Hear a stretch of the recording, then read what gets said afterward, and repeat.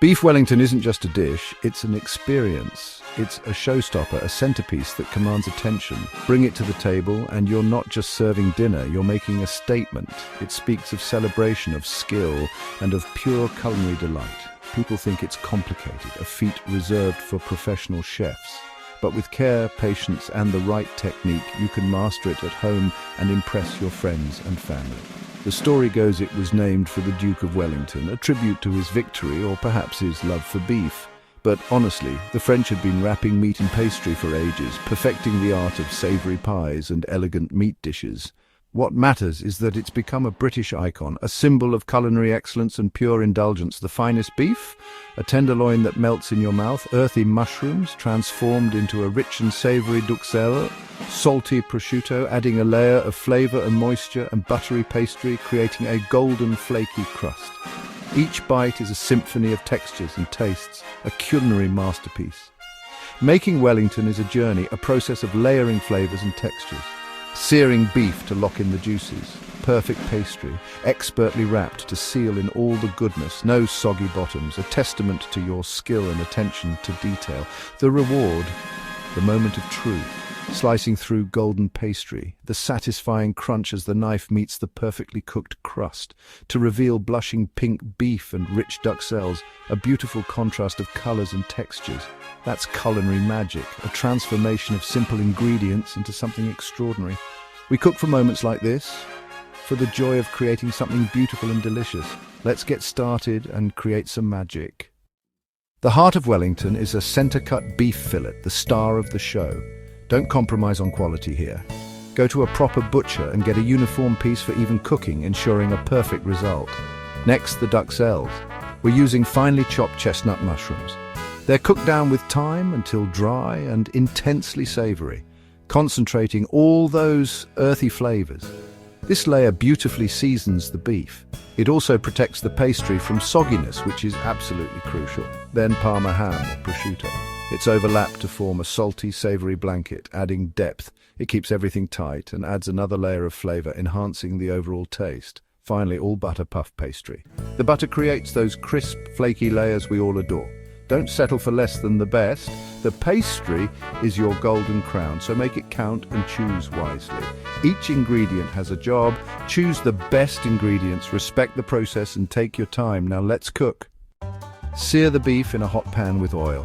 Make sure the pan is screaming hot before you introduce the fillet. This will ensure a beautiful crust forms quickly, sealing in all those delicious juices.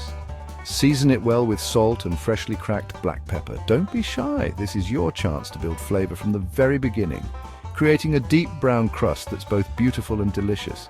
Now brush it generously with English mustard for a tangy kick that cuts through the richness of the beef. Once coated, let it cool completely. This step is crucial for preventing the pastry from becoming soggy later on. Time for the duxelle. Blitz your favorite mushrooms in a food processor until they're finely chopped. Now cook them in a dry pan with fresh thyme. The key here is to cook them until absolutely all the moisture has evaporated. This concentrated mushroom flavor is essential for a truly exceptional Wellington. Once cooked down, spread them out on a tray and let them cool completely. On a sheet of cling film, carefully overlap thin slices of Parma ham. Make sure there are no gaps, creating a beautiful even layer. Spread the cooled duxelles evenly over the Parma ham, creating a flavorful base for the beef. Now gently place the cooled beef fillet right on top of the mushroom duxelles and prosciutto layer. Using the cling film, roll it all up tightly, ensuring the ham and duxelles completely encase the beef. Twist the ends of the cling film to create a tight seal, and then chill it in the refrigerator for at least 30 minutes. This will help the Wellington hold its shape. On a lightly floured surface, roll out your puff pastry to a thickness of about a pound coin. You want it thin enough to cook through evenly, but not so thin that it tears. Take the chilled beef log from the fridge and carefully unwrap it from the cling film. Gently place it in the center of the rolled out pastry. Brush the edges of the pastry generously with egg yolk. This will act as a glue, ensuring a tight seal.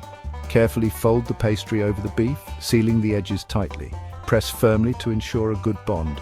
Use a sharp knife to trim away any excess pastry. Place the Wellington on a baking sheet and chill it again in the refrigerator for another 20 minutes. If you like, score a decorative pattern on the top of the pastry with a sharp knife. Be careful not to cut all the way through. Brush the entire surface with egg yolk for a beautiful golden brown finish. Finally, sprinkle generously with sea salt. Bake in a preheated hot oven until the pastry is puffed up, golden brown and beautifully crisp. Every single step matters: cooling, wrapping and chilling. This is how you achieve that perfect mouth-watering cross-section with distinct layers of flavor and texture. Take your time and don't rush the process. The details are what truly make the difference between a good Wellington and an extraordinary one. Soon, with a little patience and attention to detail, you'll have a culinary masterpiece, ready for the final flourish and the delighted faces of your guests. Out of the oven, a masterpiece awaits. The aroma alone is a testament to the dedication and care put into this dish. Now let your Wellington rest for at least 10 minutes, ideally 15. This resting period is crucial. This keeps the beef incredibly juicy, allowing the juices to redistribute evenly throughout the meat and ensures the pastry remains wonderfully crisp, not soggy. For the cleanest, most elegant slices, use a sharp serrated knife. A smooth blade might crush the pastry.